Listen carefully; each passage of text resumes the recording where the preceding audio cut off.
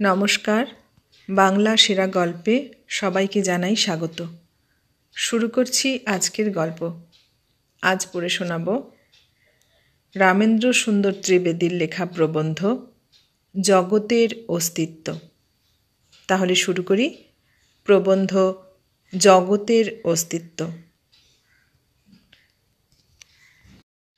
তর্কশাস্ত্রে লাঠির যুক্তি নামে একটা অমোঘ বিচার প্রণালীর উল্লেখ দেখা যায়। খ্রিস্টান যাজকেরা এতকালে গ্যালিলিওর মত ব্যক্তির উপর ইহা প্রয়োগ করিতেন এবং ইতিহাসে লেখে যে এই পরাক্রান্ত যুক্তি বলে প্রোটেস্ট্যান্ট ও ক্যাথলিকের জীবন্ত দেহের চিতাগ্নির আলোকে ইউরোপের তামস যুগের আঁধার দূর করিবার চেষ্টা হইয়াছিল। শুধু মানুষের অপবাদ দেওয়া যায় না, প্রকৃতিমাতা স্বয়ং তাহার যত্নপালিত ক্ষীণকায় মানব সন্তানগুলির প্রতি এই কঠোর যুক্তির প্রয়োগে কুণ্ঠিত হন না। তাহার কঠোর শাসনে আমাদিগকে এমন অনেকগুলি কথা মানিয়া লইতে হয়, যাহা অন্যরূপ বিচার প্রণালীর সম্মুখে টিকে কিনা সন্দেহ। সত্য বলিয়া স্বীকার করো, নতুবা জীবনযাত্রা চলিবে না। কাজেই স্বীকার করিতে হয়। ডারউইনের সময় হইতে জীবিকার মুখ্য সাধন উদরতর্পণের মাহাত্ম্য সহস্র গুণে বৃদ্ধি লাভ করিয়াছে। জীবজগতের সমুদয় অভিব্যক্তি স্থূলত এই একমাত্র ব্যবসায়কে আশ্রয় করিয়া ঘটিয়া আসিয়াছে। এমনকি ধর্মাধর্মের ব্যাখ্যাতেও সেই উদর পূরণের ও জীবিকা নির্বাহের উপযোগিতার দিকে বক্রদৃষ্টি নিক্ষেপ করিতে হয়। যাহা না মানিলে জীবনযাত্রা চলে না, তাহাই সত্য। এইরূপে সত্যের তাৎপর্য নির্দেশ করিতে আজিকালি কেহ কেহ সাহসী হইতেছেন। আজিকালি মাত্র, কেননা ৩০০ বৎসর পূর্বে এইরূপ দুঃসাহস অবলম্বন করিলে খ্রিস্টান যাজক শাসিত নব জেরুজালেমে নির্দেশকারী জীবনযাত্রা বর্ধিত না হইয়া সংক্ষিপ্ত হইবার অত্যন্ত সম্ভাবনা ছিল। যাহা হোক, সত্যের এইরূপ সংজ্ঞা মানিয়া লইলে একটা কঠিন সমস্যার একরূপ মীমাংসায় উপস্থিত হওয়া যাইতে পারে। সমস্যাটা আর কিছু নহে, জগতের অস্তিত্ব। সাধারণ মানবগণ অন্নপানাদির আহরণে এত নিবিষ্টভাবে ব্যাপৃত আছে যে জগতের অস্তিত্ব বিষয়ে তাহাদের মনোমধ্যে কস্মিনকালে কোনো সন্দেহ উপস্থিত হইতে পায় না। কিন্তু কতকগুলি অতিবুদ্ধি লোকে জগতের অস্তিত্বটা একেবারে লোপ করিতে বসেন। প্রচলিত তর্কশাস্ত্রের পন্থা এতই বিভিন্ন মুখ যে সেই পথ ধরিয়া একটা স্থির মীমাংসায় উপস্থিত হওয়া একরকম দুঃসাধ্য ব্যাপার। এক সম্প্রদায়ের মতে জগতের অস্তিত্ব সম্পূর্ণ সত্য, অন্য সম্প্রদায়ের মতে ইহা একেবারে কাল্পনিক।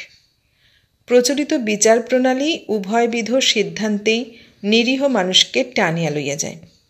এরূপ ক্ষেত্রে সামঞ্জস্য বিধান বড় ভরসার স্থল নহে। বোধ করি সেই জন্যই নিরাশ মনে লাঠির যুক্তি অবলম্বন করিতে হয়। যদি জগৎ থাকে তবে উহার স্বরূপ কি, এ প্রশ্নও সঙ্গে সঙ্গে আসিয়া পড়ে। বলা বাহুল্য, এ কথাটারও আজ পর্যন্ত মীমাংসা হয় নাই। জগতের স্বরূপ নির্ধারণ করিতে গিয়া আত্মা, জড় শক্তি, দেশ, কাল প্রভৃতি পারিভাষিক শব্দের এমনই একটা স্তূপ আসিয়া দৃষ্টি রোধ করে যে মানুষকে পথহারা ও আত্মহারা হইতে হয়। কেহ বলেন জগৎ এক, কেহ বলেন দুই, কেহ বা বলেন জগৎ বহু, কেহ বলেন জগৎ অনাদি নিত্য, কেহ বলেন সাদি সৃষ্ট। কাহারও মতে জগতের অস্তিত্ব আমার বর্তমান কালের সহব্যাপী। আমি যতদিন, জগৎও ততদিন। আবার অন্যের মতে অতীত ও ভবিষ্যৎ এই দুইটা কথার কথা। অতীত বর্তমানকে নিয়মিত করে, বর্তমান ভবিষ্যতের মুখ চাহিয়া চলে। অতএব তিনই যুগপৎ বর্তমান। গাড়ি চাপিয়া রাজপথে চলিলে উভয় পার্শ্বের অট্টালিকাগুলি যেমন একটার পর একটা চোখের সামনে পড়ে, তেমনি জীবনপথের যাত্রী জগতের ঘটনা পরম্পরা একের পর এক এই রূপে দেখে মাত্র। অট্টালিকার সারি যেমন যুগপৎ বিদ্যমান, জাগতিক ঘটনাসমূহ তেমনি একই কালে বর্তমান। কেবল জীবনযাত্রার পথে পরপর চোখে পড়ার কোনোটা অতীত, কোনোটা বর্তমান, কোনোটা ভবিতব্য বলিয়া মনে হয়। কেহ বলেন জগতের স্রোত একটানে নিরবচ্ছেদে বহিয়া আসিতেছে, আবার কাহারও মতে সেই স্রোত একটা নিরবচ্ছিন্ন ধারাবাহিক একটানা প্রবাহ নহে, জোনাকি পোকার আলোকের মতো, মনুষ্য হৃদয়ের স্পন্দনের মতো। সেই স্রোত এই আছে এই নাই, এই আছে এই নাই, এইরূপ করিয়া ক্ষণিক অস্তিত্ব ও ক্ষণিক নাস্তিত্বের পরম্পরা মতে বহিয়া যাইতেছে। বায়োস্কোপের ছবি যেমন দ্রুতগতি পরপর বদলাইয়া যায়, দুইখানা ছবির মাঝের ব্যবধানটুকু বোঝা যায় না, তেমনি জগতের দৃশ্যপট এত দ্রুতগতিতে ক্ষণে ক্ষণে পরিবর্তিত হইতেছে যে দৃষ্টিভ্রান্ত মানুষ মাঝের নাস্তিত্বের ব্যবধানটুকু টের পাইতেছে না। যাহাই হোক, এই সকল পরস্পর বিরোধী মতের মূলে জগতের অস্তিত্ব অস্বীকৃত হয় নাই। সুতরাং অস্তিত্বের বিচারে ইহাদিগকে টানিয়া আনার দরকার নাই। জগৎকে বিশ্লেষণ করিলে মোটামুটি দুইটা অংশ পাওয়া যায়। প্রথম আমি ও দ্বিতীয় আমা ছাড়া, অর্থাৎ আমার বাহিরে আর যাহা কিছু আছে তাহা। আমি শব্দের অর্থ স্থলে ঠিক সেই হস্তপদযুক্ত শরীরী জীব নহে, যাহার উপভোগের নিমিত্ত এই বিশাল দৃশ্যমান ব্রহ্মাণ্ড বর্তমান। আমি শব্দের অর্থ এখানে সেই যে অনুভব করে, চিন্তা করে, ইচ্ছা করে। অনুভূতি, চিন্তা, কামনা ইহা যদি চৈতন্যের লক্ষণ বলা যায়, তবে আমি অর্থে আমার মধ্যে যে চেতন। আমা ছাড়ার অর্থ সেই চেতন আমাকে বাদ দিয়া জগতের অবশিষ্ট সমগ্রটা, অর্থাৎ যাহা কিছু আমার অনুভূতির বিষয়, আমার চিন্তার উদ্বোধক, আমার ইচ্ছার প্রয়োগক্ষেত্র। এই অর্থে বাহিরের জড়জগৎ ব্যতীত আমার ভৌতিক শরীর পর্যন্ত আমার বাহিরে। জগতের অস্তিত্ব বলিলে আমার অস্তিত্ব ও আমার বহিস্থ এই জগতের অস্তিত্ব, এই দুই বুঝিতে হইবে। প্রথম আমার অস্তিত্ব, এই বিষয়টাতে দুই মত হইবার বড় উপায় নাই, কেননা আমার অস্তিত্ব অস্বীকার করিলে আর কিছুরই অস্তিত্ব থাকে না, তর্কের ভিত্তিমূল পর্যন্ত লুপ্ত পায়। যদি স্বতঃসিদ্ধ বলিয়া কোনো সত্য বা সিদ্ধান্ত থাকে, আমার অস্তিত্ব সেই স্বতঃসিদ্ধ সত্য, ইহা অন্য প্রমাণের অপেক্ষা রাখে না। অপর যাবতীয় সিদ্ধান্তের প্রমাণ এই স্বতঃসিদ্ধের উপর নির্ভর করে। পাঠকের দুর্ভাগ্যক্রমে আমার অস্তিত্ব সম্বন্ধে আমার কোনো সংশয় নাই, নতুবা এইখানেই লেখনীকে বিরাম দিয়া তাহাকে অব্যাহতি দিতে বাধ্য হইতাম। তারপর বাহিরের, অর্থাৎ আমা ছাড়া জগতের কথা, এইখানেই যত গণ্ডগোল। আপাতত বাহ্য জগতের অস্তিত্ব স্বীকার করিয়া লইলাম। বহির্জগতের খানিকটা আমার প্রত্যক্ষ বিষয়, ইন্দ্রিয়গোচর, আর খানিকটা অনুমানগোচর। তোমার ভৌতিক শরীর আমার প্রত্যক্ষ বিষয়, তোমার অন্তঃশরীর বা মানস শরীর আমার অনুমানগোচর। প্রত্যক্ষ ভাগের সহিতই আমার ঘনিষ্ঠ সম্পর্ক ও সংস্পর্শ। সেই সংস্পর্শ হইতে তোমার অনুমানগোচর ভাগটার ও সমগ্র তুমিটার অস্তিত্ব আমি টানিয়া লই। কিন্তু সংস্পর্শ বলিলে ভুল হয়। উভয়ের মাঝে এত ব্যবধান যে স্পর্শ বলিলে অভিধানের প্রতি বিশেষ অবিচার হয়। আমি তোমাকে কখনো ছুঁই না, তোমার সাধ্য নহে যে তুমি আমাকে স্পর্শ করিতে পারো। কতগুলা সংকেত লইয়া আমি কারবার করি। সংকেতগুলা রূপ, স্থল, গন্ধ, শব্দ, স্পর্শময়। সংকেতগুলা কোনো রূপে তোমার নিকট হইতে আসিয়া আমার নিকটে পৌঁছে, কিন্তু সেই সংকেতের সহিত তোমার কোনো সাদৃশ্য নাই। টেলিগ্রাফের কেরানি কাঁটার আক্ষেপ দেখিয়া স্থির করেন বিলাতে পার্লামেন্ট বসিয়াছে। কেতাবের সাদা কাগজে কালির আঁচড় দেখিয়া আমরা নিউটনের চিন্তা পরম্পরা বুঝিয়া লই, কিন্তু কাঁটার আন্দোলনের সহিত পার্লামেন্টের অথবা ছাপা হরপের সহিত নিউটনের চিন্তা প্রণালীর যে সাদৃশ্য, তোমার সহিত তোমার রূপ রস গন্ধাদির সাদৃশ্য তার চেয়েও অল্প। তোমার শরীর হইতে চারিদিকে আকাশে ধাক্কা লাগে, সেই ধাক্কা আসিয়া চক্ষুর পটে লাগে। স্নায়ুযোগে সেই ধাক্কা মস্তিষ্কে নীত হইয়া মস্তিষ্কের স্থান বিশেষে বিশেষ একরকম আন্দোলন উপস্থিত করে। সেই আন্দোলনের সঙ্গে সঙ্গে তোমার রূপ বিষয়ে আমার অনুভূতি জন্মে। আকাশের ধাক্কা মস্তিষ্কে পৌঁছানো পর্যন্ত একরকম বোঝা যায়, কিন্তু মস্তিষ্কের আন্দোলনের সঙ্গে রূপানুভূতির সম্বন্ধ বোঝা যায় না। সাদৃশ্য তো কিছুই নাই, সম্বন্ধ একটা আছে, সাহচর্য ও পারস্পর্য লইয়া। এই সম্বন্ধ লইয়া সংকেত। যখনই সেইরূপ আন্দোলন, তখনই সেইরূপ অনুভূতি। তাই যখনই সেই অনুভূতি জন্মে, তখনই তার কারণস্বরূপ তোমার অস্তিত্ব ধরিয়া লই। অনুভূতিটা আমার অংশ, আমার মানব শরীরের এক কণিকা। উহাই আমার প্রত্যক্ষ বিষয়। এই হিসাবে উহা সত্য। তোমার অস্তিত্ব আমার অনুমান, আমার বুদ্ধিশক্তির একটা কারিগরি, একটা সৃষ্ট, একটা কল্পনা। এই কল্পনাটাতে আমার দৈনিক কাজকর্ম চলিয়া যায়। তার উপর ভর করিয়া আমার জীবনের দৈনিক আয় ব্যয়ের বাজেট তৈয়ার করি। সাবধান হইয়া চলিলে জীবনযাত্রা বেশ একরকম চলে, কিন্তু মাঝে মাঝে ঠেকিতে হয়, প্রতারিত হইতে হয়।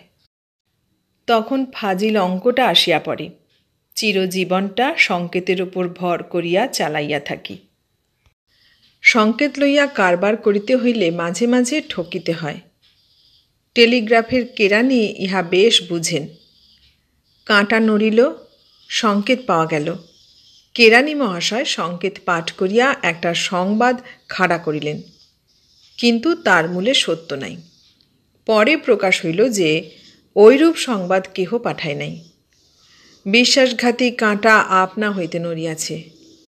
সেইরূপ রূপানুভূতি হইতে আমরা রূপবানের অস্তিত্ব কল্পনা করি, কিন্তু এমনও ঘটিয়া থাকে যে রূপানুভূতি ঘটিল, কিন্তু রূপবান নাই।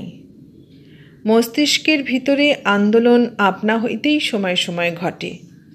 রূপানুভূতি জন্মে, কিন্তু মস্তিষ্কের বাহিরে কোনো রূপবান নাই। এই রূপে ভূতের গল্পের সৃষ্টি হয়। সাপ দেখিতেছি মনে হইলেই নিশ্চয় একটা সাপ বাহিরে আছে, তাহা সকল সময় বলা যায় না। বাহিরে যাহা আছে তাহা হয়তো রজ্জু, অথবা তাহা কিছুই নহে। স্বপ্নে আমরা এইরূপ যথাগত সংকেত ও অনুভূতি লইয়া প্রকাণ্ড একটা ক্রীড়াময় জগৎ নির্মাণ করি। অজ্ঞানে বা সজ্ঞানে জ্ঞান বিভ্রাট যত ইলিউশন বা হ্যালুসিনেশন আছে, সকলেরই এই ব্যাখ্যা। হিপনোটিক ব্যক্তিকে বশ করিয়া যাহা দেখিতে বলা যায়, বিনা ওজরে সে তাহাই দেখে। বিশ্বামিত্র বহু আয়াসে নূতন জগৎ নির্মাণ করিয়াছিলেন। বিশ্বামিত্র আফিমের মাহাত্ম্য জানিতেন না, তাই তাহার এত তপস্যা। কিঞ্চিত মরফিয়ার সাহায্যে তিনি বিনায়াসে বৃহত্তর জগৎ নির্মাণ করিতে পারিতেন। রূপানুভূতি সম্বন্ধে যাহা, অন্যান্য অনুভূতির সম্বন্ধেও তাহাই। সর্বত্রই সংকেত লইয়া কারবার। অনুভূতিগুলো আমাদের, সেগুলা প্রত্যক্ষ পদার্থ। তাহাদের অস্তিত্বে না হয় সংশয় করিলাম না, কিন্তু তাহাদের কারণ স্বরূপে অনুমিত বুদ্ধিসৃষ্ট বাহ্য জগৎ আমাদের কল্পিত, অর্থাৎ রচিত। সেই কল্পনায় ভর করিয়া চলিলে জীবনযাত্রা বেশ চলে দেখা যায়, কিন্তু সময়ে সময়ে ঠকিতে হয়। কেন চলে সে স্বতন্ত্র কথা। এইরূপ মায়াজগৎ কল্পনা করিয়া তন্মধ্যে মানব চৈতন্যকে যথেচ্ছ বিহারী দেখিয়া প্রকৃতির কী উদ্দেশ্য সাধিত হয়, সে কথা না তোলাই ভালো। স্থূল কথা এই যে বাহ্য জগৎ, যাহাকে মোটা কথায় জড়জগৎ বলা যায়, তাহা যদি থাকে, তাহাকে আমি স্পর্শ করিতে অক্ষম। স্পর্শ করিতে যখন অক্ষম, তখন জোর করিয়া বলিতে পারি না যে বাহ্য জগৎ আছে।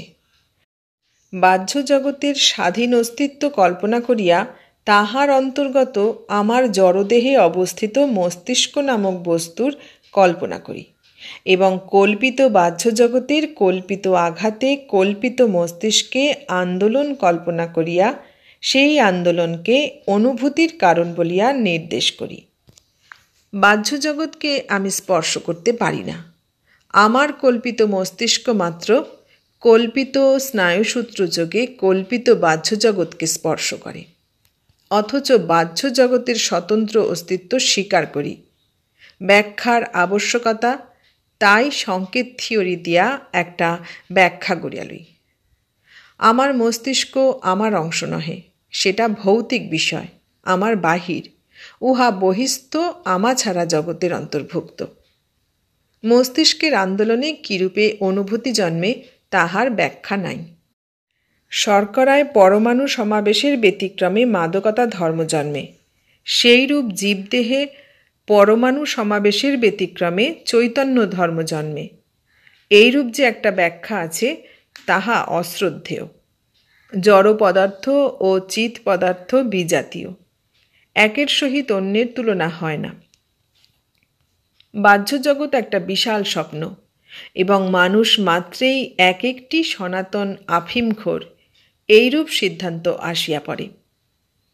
কথাটা শুনিতে ভালো লাগে না, কিন্তু ইহার বিরুদ্ধে যে সকল যুক্তি প্রযুক্ত হয় তাহার সারবত্তা ভালো বোঝা যায় না। আমি যদি ঝোঁক দিয়া বলি জগৎ স্বপ্ন মাত্র, তাহা হইলে আমার কথা কেহ উল্টাইতে পারে না। স্বপ্ন কতকগুলি প্রত্যয়ের সমবায় ও পরম্পরা মাত্র।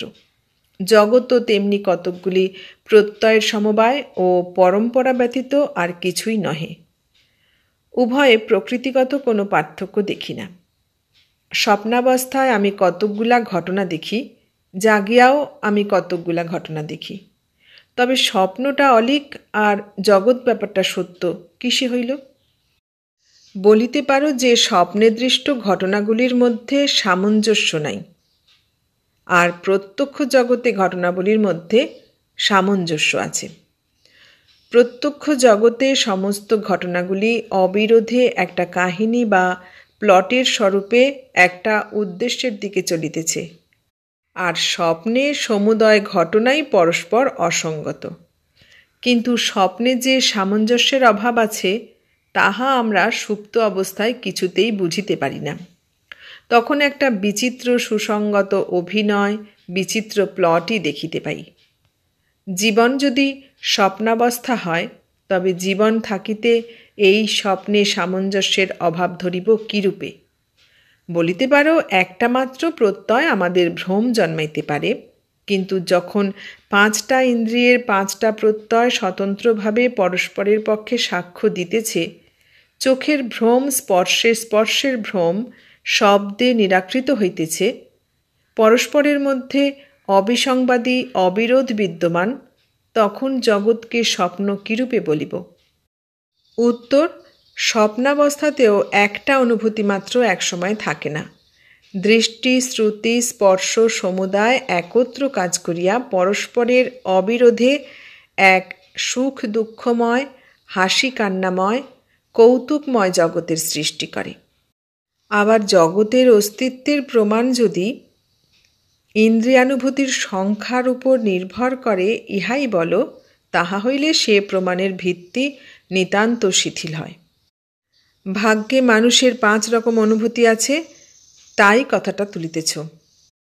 আমার রূপানুভূতি আছে, তাই ইন্দু আমার নিকট অমৃতধার ঢালিতেছে। শব্দানুভূতি আছে, তাই বিহকুল সুরবসার ঢালিতেছে। গন্ধানুভূতি আছে, তাই কুসুমচয় সুরভিভার ঢালিতেছে। যে ব্যক্তির কোনো অনুভূতি নাই, যে ব্যক্তি জ্ঞানেন্দ্রিয়হীন, তার কাছে সবই মহাশূন্য, তার কাছে যুক্তিতর্ক কোথায় লাগিবে? আবার আর এক কথা বলিতে পারো, আমিই না হয় ভ্রান্ত, সকলেই কি ভ্রান্ত? তুমি, তিনি, সে সকলেই কি একই ভ্রমে ভ্রান্ত হইয়া একই স্বপ্নের দর্শনে নিরত? কিন্তু হায়, তুমিই বা কে আর তিনিই বা কে? তুমি ও তিনি তো আমারই কল্পিত। তোমরা তো বাহ্য জগতেরই অংশ, সুতরাং আমারই সৃষ্ট পদার্থ। আমি জগৎ দেখিতেছি সত্য, কিন্তু তুমি জগৎ দেখিতেছ তাহার প্রমাণ কি? তুমি তো আমার কল্পিত, আমারই হাত গড়া সাক্ষী। তোমার সাক্ষ্যে স্বতন্ত্রতা নাই। দাঁড়াইল এই, আমি চিন্তা করি, আমি অনুভব করি, আমি ইচ্ছা করি, অতএব আমি আছি। জগৎটাকে অনুভব করি বলিয়া যে জগৎ আছে তাহার প্রমাণাভাব। এটা আমার আফিম খুরির পরিচয় মাত্র। তোমাকে ও তাহাকে ও আমার ভৌতিক কলেবরটাকে লইয়া সমগ্র বাহ্য জগৎ। কিন্তু এই জগৎ আমার কল্পনা, আমার চিন্তা, আমার অনুভূতি, বাসনা ও কামনা ও তৃপ্তি প্রভৃতির সমষ্টি। এক কথায় সবটাই আমার ভিতর, আমিই সব। ফলে যুক্তিশাস্ত্র এই ঘোর স্বার্থময় সিদ্ধান্তে আনয়ন করে, আমিই সব, তুমি আবার কে? ইহার ফল হয় বৈরাগ্য। জগৎ মিথ্যা, মায়া, নিজের কাজ দেখো। এই স্বার্থপর বৈরাগ্যজনক ধর্মের বিরুদ্ধে অন্য যুক্তি নাই, একমাত্র যুক্তি লাঠি। প্রকৃতি স্বয়ং লঘুর হস্তে দণ্ডায়মানা। আমি উত্তম পুরুষ, তুমি মধ্যম পুরুষ, বাকিটা প্রথম পুরুষ। প্রকৃতি বলিতেছেন, তো উত্তম পুরুষ, তুমি তোমার সহবর্তী মধ্যম পুরুষের অস্তিত্ব স্বীকার করো, নতুবা তোমার কল্যাণ নাই। আমি উত্তম পুরুষের অস্তিত্বে সন্দিহান নহি এবং উত্তম পুরুষের কল্যাণ বিশেষ রূপে বুঝি। উত্তম পুরুষের কল্যাণ সাধনই আমার পরম পুরুষার্থ। উত্তম পুরুষের কল্যাণ সাধনার্থ আমি মধ্যম পুরুষরূপী তোমার অস্তিত্ব মানিয়া লই। তোমার ভৌতিক শরীরের অস্তিত্ব আমি কল্পনা করিয়া লই, কিন্তু তোমার মানব শরীরের অস্তিত্ব অস্বীকার করিলেও আমার জীবনযাত্রা চলে না। আমি যেমন চৈতন্যশালী একটা না একটা কিছু, তুমিও তেমনি সর্বতোভাবে আমারই মতো সুখী, দুঃখী, ঈর্ষী, ঘৃণী, অসন্তুষ্ট, চৈতন্যশালী কিছু না কিছু। ইহা আমি অকপটে কায়মনোবাক্যে স্বীকার করি, নতুবা প্রতি পদে আমাকে লাঞ্ছিত হইতে হয়। নহিলে জীবনযাত্রা এক পদও অগ্রসর হয় না, উত্তম পুরুষের কল্যাণ সাধন ঘটে না, এবং উত্তম পুরুষের কল্যাণ সাধনই আমার পরম পুরুষার্থ। প্রমাণের অভাব, যুক্তি নাই, কিন্তু প্রকৃতি প্রযুক্ত লঘুরের ভয় আছে। সুতরাং আমি আছি, তুমিও আছো। তুমি বিনা কি ভাই আমার চলে? তুমি আছো, অতএব রাম, হরি, কৃষ্ণ সকলেই আছেন, কেননা সময় বিশেষে সকলেই মধ্যম পুরুষ স্থানীয় হইয়া দাঁড়ান। আবার তোমাদের দূরস্থ জ্ঞাতি ওরাং, হনুমান, জাম্ববান পর্যন্ত সকলেই আছেন, কেননা শাখাবলম্বী হনুমান হইতে কাফরি যত উচ্চে, কাফরি হইতে তোমার উচ্চতা তার চেয়ে অল্প। সকল সময়ে কথা বলিতে সাহস হয় না, বলিলে তুমি রাগ করিবে। একবার পদস্খলন হইলে আর নিস্তার নাই, ক্রমেই অধোধ নামিতে হয়। মিন, মকর হইতে আরম্ভ করিয়া অ্যাসিডিয়ান, আম্ফিয়াক্স ও শেষে দূরস্থ জীবাণু, অ্যামিবা পর্যন্ত সকলেই তোমার জ্ঞাতি কুটুম্ব। সুতরাং সকলেই তোমার মতো মধ্যম পুরুষস্থলীয় হইবার অধিকারী। সুতরাং সকলেই সন্তি। তোমাকে চেতন স্বীকার করিলে সকলকেই চেতন মানিতে হইবে। জীবশ্রেণীর পরম্পরায় পরস্পরের এমনই সম্বন্ধ, কাহাকে ছাড়িয়া কাহার চৈতন্য স্বীকার করিব? তোমার যদি চৈতন্য থাকে, তবে নিকটজ্ঞাতি হনুমানের আছে, দূরজ্ঞাতি মৎস্য কুম্ভীরের আছে, দূরতর কৃমিকীটের ও দূরতম কীটাণুরও আছে, প্রোটোপ্লাজমেরও আছে। চৈতন্যের সীমানা নির্দেশ অসম্ভব। এই সীমার ঊর্ধ্বে সমুদয় জীব চৈতন্য বিশিষ্ট, ইহার নিচে চৈতন্য নাই, কে সাহস করিয়া বলিবে? অবশ্য তোমার চৈতন্যে এবং কীটাণুর চৈতন্যে পার্থক্য আছে, কিন্তু সে প্রকৃতিগত পার্থক্য নহে, মৌলিক পার্থক্য নহে, কেবল অভিব্যক্তির মাত্রাগত পার্থক্য। যেমন কীটাণুর দেহে ও তোমার দেহে অভিব্যক্তির মাত্রাগত তারতম্য, উভয়েরই চৈতন্যে সেইরূপ মাত্রাগত ব্যবধান মাত্র, উভয়ই এক জাতীয়। প্রোটোপ্লাজমে নামিয়াও থামা চলে না। প্রোটোপ্লাজম স্বরূপ মশলায় নিম্নতম জীবের ও দেহ গঠিত হইয়াছে, কিন্তু এই নিম্নতম জীবের ও জড়ের মধ্যে যে একটা ব্যবধান অদ্যাপি দেখিতে পাওয়া যায়, সেটা ভৌতিক ব্যবধান মাত্র। আজ বিজ্ঞান তাহা লঙ্ঘন করিতে অসমর্থ, কিন্তু 2 দিন পরে এই ব্যবধান লঙ্ঘিত হইবে, তাহার সংশয় অল্প।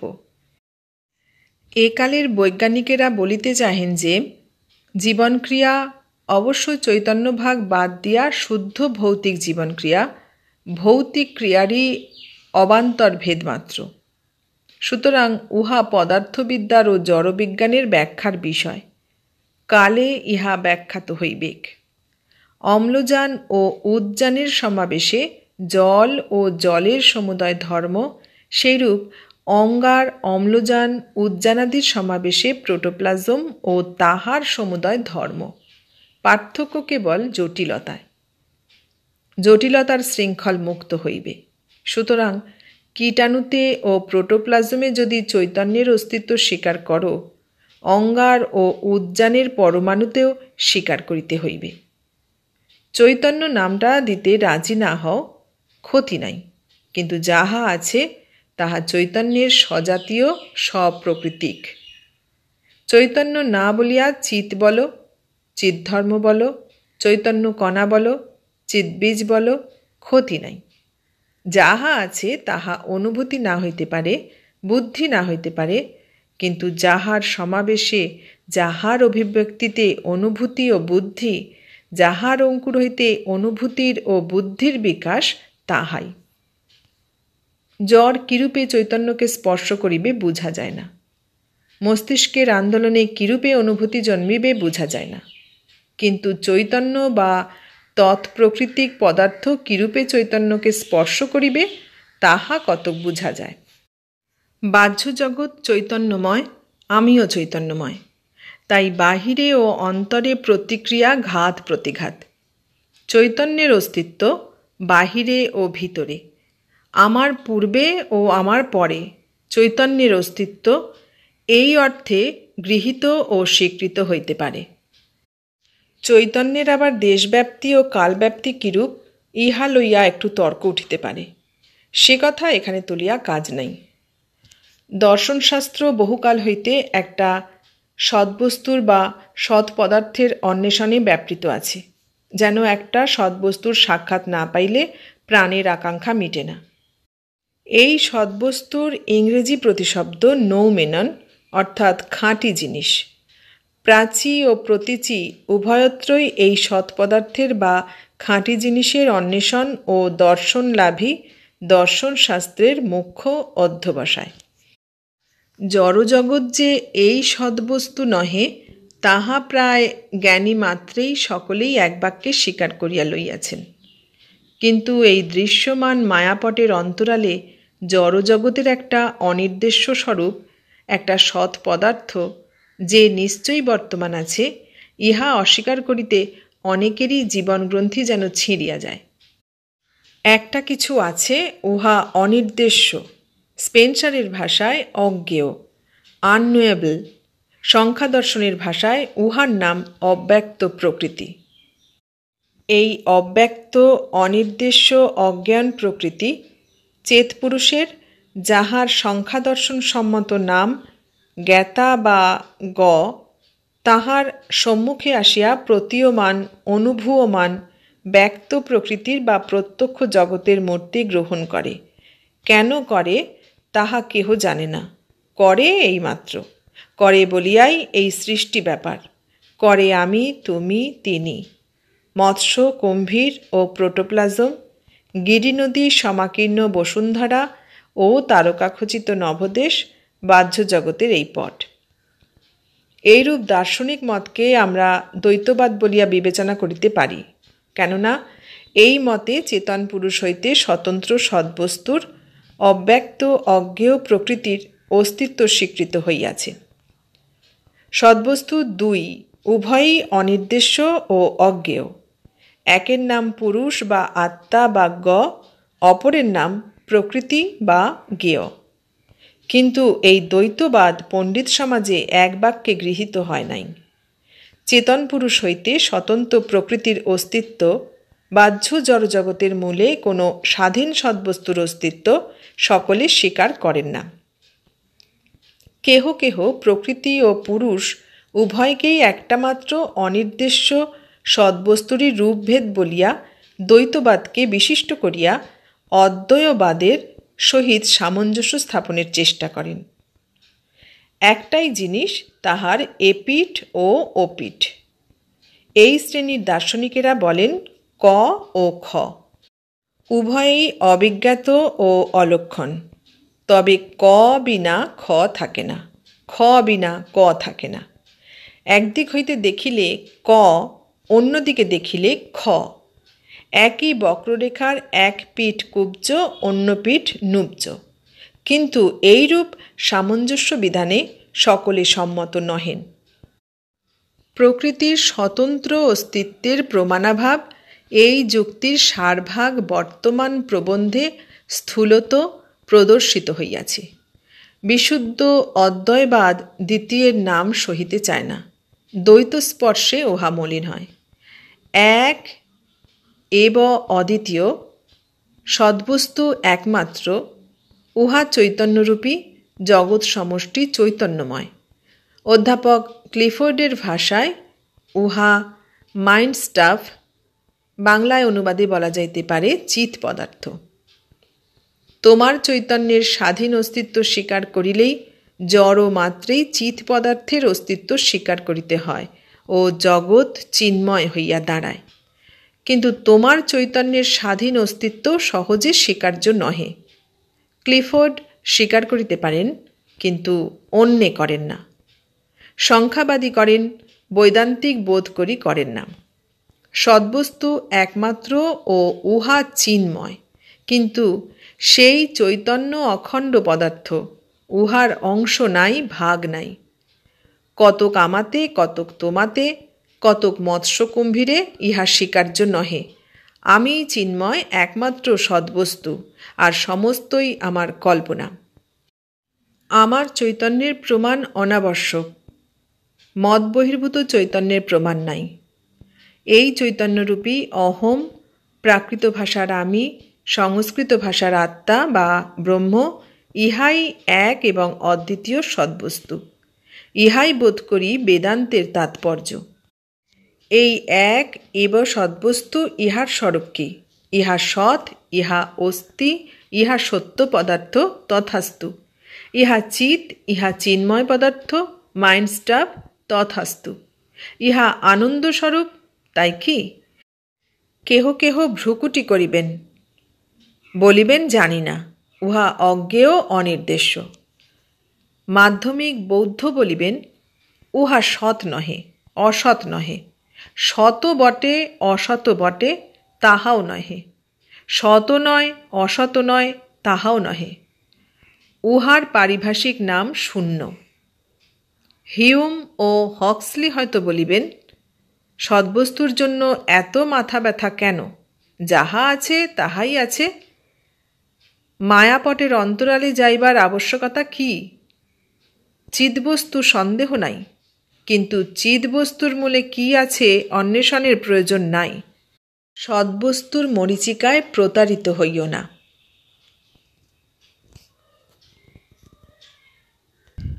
এতক্ষণ শুনলে রামেন্দ্র সুন্দর ত্রিবেদীর লেখা প্রবন্ধ জগতের অস্তিত্ব। কেমন লাগলো? ভালো লাগলে লাইক, কমেন্ট, শেয়ার করো। আর নতুন বন্ধু হলে সাবস্ক্রাইব করার অনুরোধ রইল। সবাইকে অনেক ধন্যবাদ জানিয়ে আজ এখানেই শেষ করলাম।